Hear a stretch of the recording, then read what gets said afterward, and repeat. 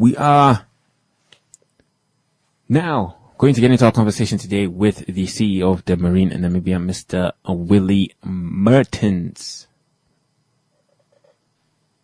All right, listeners, we are now joined by the CEO of Debmarine Namibia, that is Mr. Willy Mertens on the Eagle Sports Zone. Thank you very much for making time for us today, Mr. Mertens. How are you? I'm good, Heather, and thanks for having me on your show. Thank you very much. So let's get right into it, Mr. Mertens. Before we get into, the topic of today, please just briefly introduce yourself and give us your journey that led you to being to the position where you are as CEO of Debmarine Namibia. Yes, Heather, I mean, it's been a long journey, so I'm not going to bore you and readers with the details, but, I'm born Namibian, went to school in Namibia, Commersdal, and I studied at UNAM, and I started out as a trainee at Namdeb, down in Oranjemund, and then I was a trainee in internal audit, and then I moved into finance. At some point I joined Debmarine Namibia, and then I became the CFO. And then about 2 years, two and a bit, it's now 2.5 years, I think, almost 3 years ago, I was appointed as the CEO when the previous CEO retired. Yeah. So, on our show here on the Eagle Sports Zone, a lot of people call in saying that, corporate Namibia needs to do more when it comes to supporting Namibian sports. As a leader of a company that supports Namibian sports, what would you say is the reason behind Debmarine's support of Namibian sports? Yeah, it's an important conversation to be had. I think as a company, we've always believed that, supporting sports, it's a little bit more than a sponsorship decision. It's about building the nation. It's about giving back. It's about empowering the youth, uniting communities, and just to create real opportunities for those, who don't, will not maybe go the corporate way, and those who would like to make something out in the sport world. Yeah. But I think, corporates also need something, for corporate just to stand up and sponsor is a very difficult decision. So you need, there needs to be some sort of a return on investment. And I think it's up to the various federations, associations to find out what is it that they can give back to the entities. I mean, to be able for not, a sponsorship shouldn't be like a begging exercise. It should, corporates should actually stand in line to support sports. And I think we probably still have a long way to go to get to that stage, but I think that is what we should aim for. And now speaking of sponsorship, in the Swapo Party Manifesto Implementation Plan, it is said that the government is going to introduce a sports levy. At the moment, we still don't know, the specifics of the levy, but what is your opinion on the introduction of essentially a law that would require corporate Namibia to support Namibian sports? Yeah, I actually don't know exactly how that will work, whether that's going to be a levy, on corporates or whether there's going to be a fuel levy. So it's going to be very difficult for me at this stage to try and speculate how that will work. But I think, if that's the way that the government will go, so we'll probably just have to understand how exactly that will work. Yeah. But I think it still brings me back to the point of, allowing for the federations to stand up and be counted rather than, be entitled to what needs to come their way. I think the other thing where maybe from the government side, it can help corporates is to, the majority of the sports sponsorships that you see are not tax deductible. So if we spend $1 million on football, none of that million gets, we can use it as a tax incentive. So there's no tax incentive for corporates to invest into sport. And I think if we can maybe start there as a government, contribution towards sports is by making sports contributions, it needs to be to registered associations. Otherwise, it may be abused. But I think that's probably a place where we can start, to incentivize from the government side first of all, for the government to incentivize corporates, by, allowing these things to be tax deductible. Mm-hmm. Secondly, for the associations and federations to show that, they actually deserve these sponsorships and investments that are coming their way. Yes, 100%. I think a tax incentive would probably greatly increase the amount of money coming from corporate Namibia to our various federations. Yes. So, as I stated before, Debmarine's support of Namibian sports, football in particular, is well known. And but in the recent past, Debmarine has publicly voiced its frustration with the NFA in particular in regard to how the league is run. Many people in the sports world, including Debmarine, have called for an independent body to run the country's top flight football league. So, as it is done all over the world. For the listeners, could you please elaborate on why the league should be run in this way? Yeah, I think maybe I must just make a small correction there. There's a misconception that Debmarine Namibia once, has said the league must run independent, etc.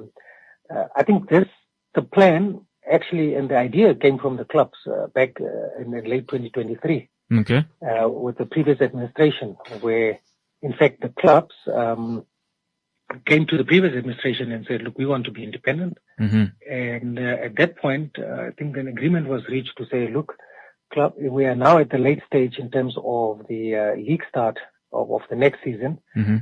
Please, gather yourself and come up with a plan to have this implemented by the beginning of I think it was the 24-25 season. Yeah. The 23-24 season. Mm-hmm. So when it was the end of that season, obviously nothing happened. And then when the NFA asked us as Debmarine Namibia towards late 24 for a continuation of the sponsorship, knowing that there was a plan to do that, mm-hmm. we asked for a transformation action plan. We actually asked for what happened to this plan. And as part of the sponsorship agreement for the 24-25 season, the NFA put together a transformation action plan mm-hmm. with due dates. I think the finalization due date was 15 July 2025. Okay. So it's not that Debmarine Namibia has asked for the independence of the league. All we were asking is, yes, there was a plan which the NFA committed to. Mm-hmm. We just wanted to find out how how that worked out, and then whether that detailed transformation action plan was actually executed. Mm-hmm. So that's, so we have not said, look, you must run independent. We just gave the idea, said, look, the idea actually came from yourselves. Are you still planning to do that? Yeah. And all we did in addition to that is we said, look, we are going to sponsor, but please, put that plan into action and start with that transformation. Mm-hmm. And if that happens, come end of 24-25, we will then consider, continuing our sponsorship based on how you, execute your own commitment that you've made at the start of the season. Exactly. Yeah. Yeah. So, thank you very much for that clarification. So now, actually, with that said, I'm sure you've seen recently the NFA released a statement saying that majority of the teams are in favor of the league continuing to run how it has been. And then maybe a day or two later, several of the teams released a joint statement saying what the NFA said is not true, and that, as you just said now, we actually favor the independent model. So my question is, as a company that clearly wants to support Namibian sports and football in particular, how frustrating and maybe discouraging is it for when the federation doesn't seem to have its house in order? Yeah. I must just check there. You said we favor the independent model. We just said, look, do what you wanted to do in the beginning, mm-hmm. and stick with that. Yeah. Look, it's not a place for me to comment on what's happening internally. I don't think I'm the right person to do that. Mm-hmm. All I can add to that is that, all of those things that's happening, those things are just chasing potential sponsors away. That's mm-hmm. the only feedback I can keep mm-hmm. there.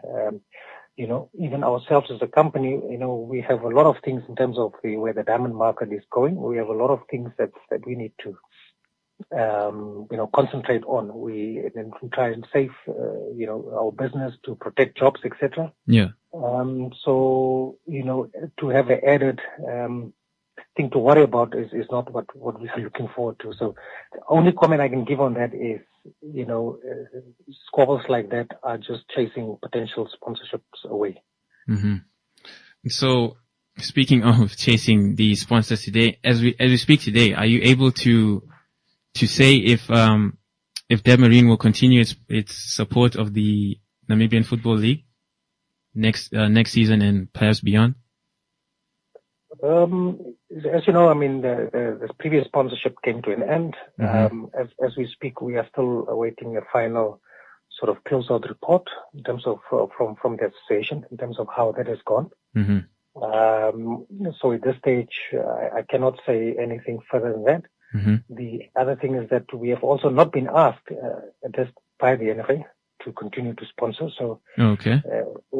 So it's probably not for me to get involved if not asked. Yeah.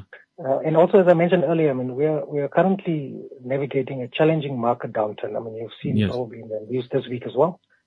So that's our immediate priority, is to safeguard the sustainability of our business mm-hmm. and to protect the jobs of those men and women that are making this company tick. Mm-hmm. So at this stage, that is our focus, to keep the business afloat, to secure jobs. So the last thing on our mind is a question like this. Yeah. But we remain, optimistic about what the government is doing. The government's renewed focus on sports development to try and professionalize sports, to invest in infrastructure. So that strategic decision from the top, especially something that the President, Excellency, is also pushing, is inspiring confidence in the future of Namibian sport. Mm-hmm. So we have that commitment. So it's just now for all the other parties to work together. Mm-hmm. And I think it's the same for the media. I think as the media, you also need to look at how you are leveraging your own platforms to encourage other corporates. Yeah. Particularly those in much stronger financial positions than us.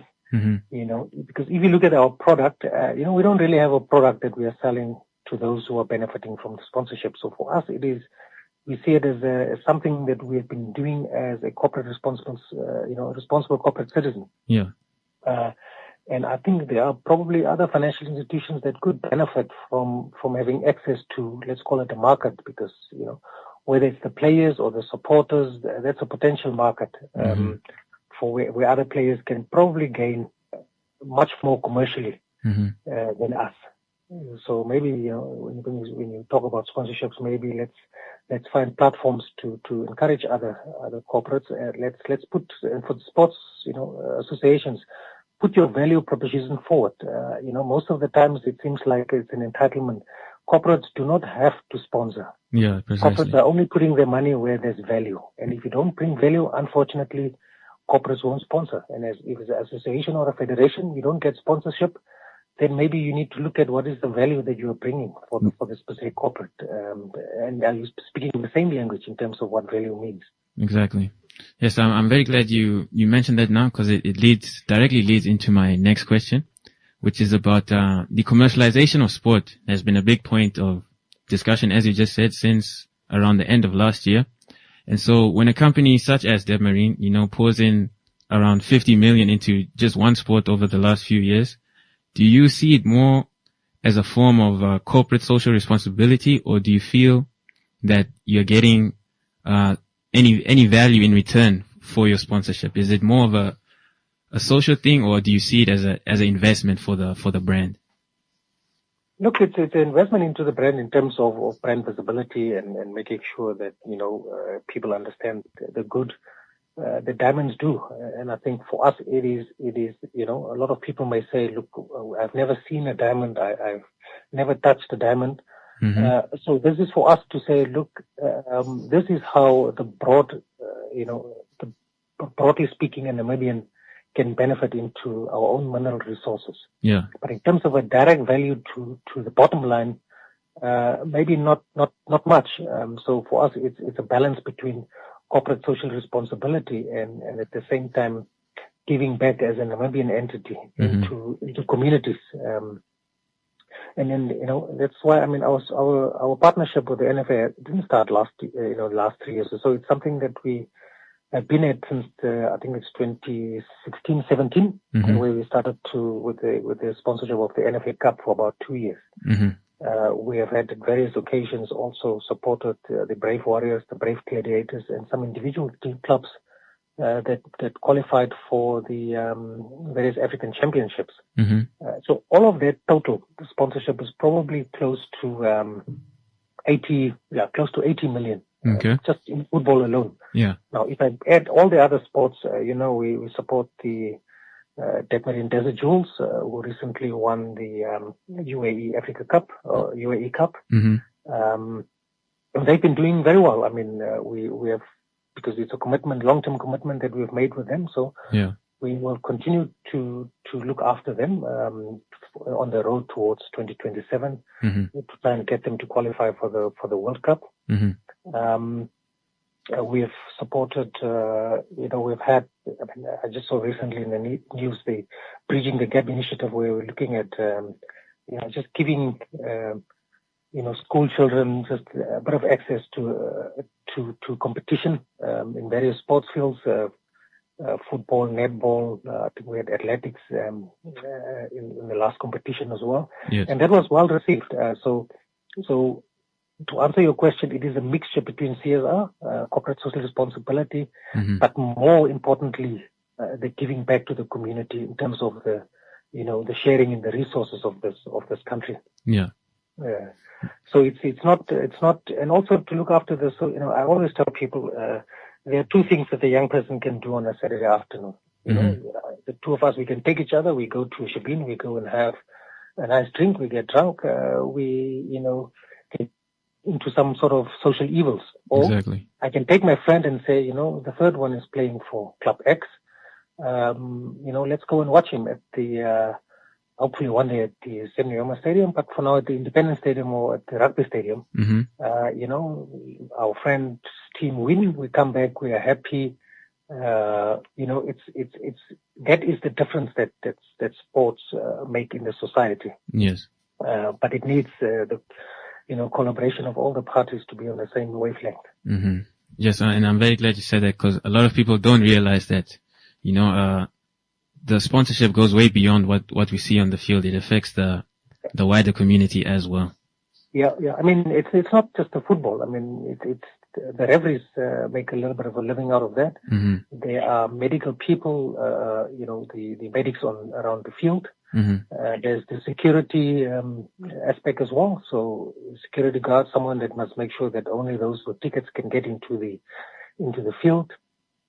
Even as far as the people that are outside the stadiums, selling the fat cakes or the chucks, chips, a bit of cool drink and a can of Coke.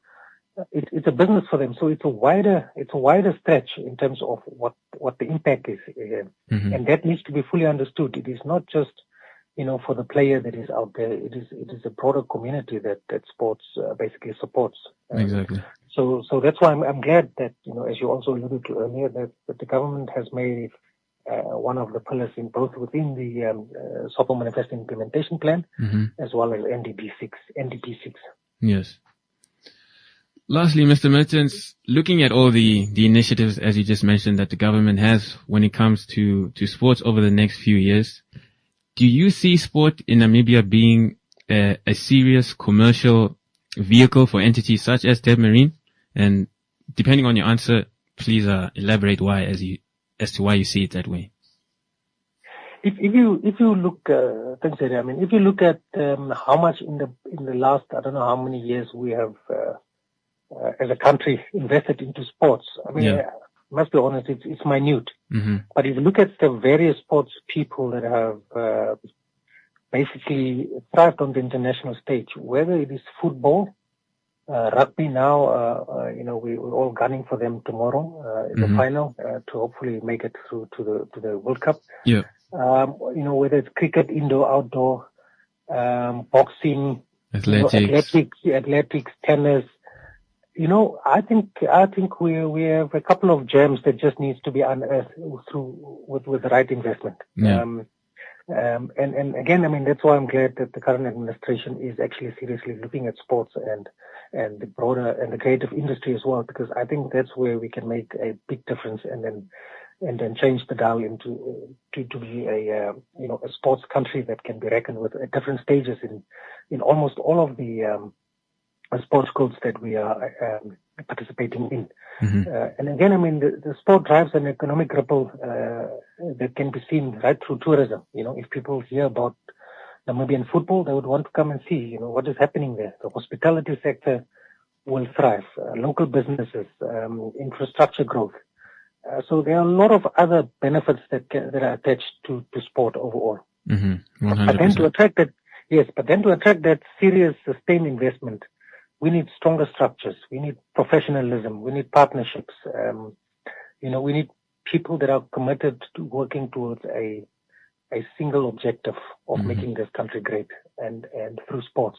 And I personally believe that can be done. And that collaboration, should be across government. Mm-hmm. We've already seen government's commitment, private sector, the sports federation, all of us should work together to unlock this potential that we have. 100%. Mr. Mertens, thank you very much for your time. Is there any last words you'd like to leave with the listeners before I let you go? No, I mean, it's just, as an industry, we're in a very difficult challenge now. Mm-hmm. The global marketing conditions are not playing with. We've seen various headwinds, whether it's, lab-grown diamonds, whether it's various tariffs that the industry is facing in our biggest market being the US. Yeah. So all of those things are making it very difficult for us, to continue to invest in sport. But we still believe where there's value, we may be, one can always make a plan. But overall, we're in a very difficult stage.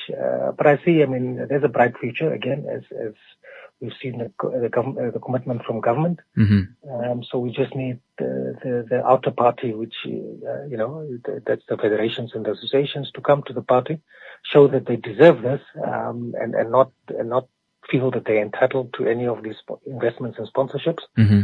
I think that's the very important one. Show value. And if you show value and you show the corporates that, your investment will be properly looked after, yeah, then corporates will stand in a line to support you. I think that collaboration is required, and that's, but I see a little bit of a light ahead, but it needs a lot of hard work. Mm-hmm. There's still a lot of hard work that needs to go into sport. 100%. Mr. Mertens, thank you very much for your time. Thank you, Harry, and enjoy your weekend. Thank you. You as well. You are now tuned in to the Eagle Sports Zone.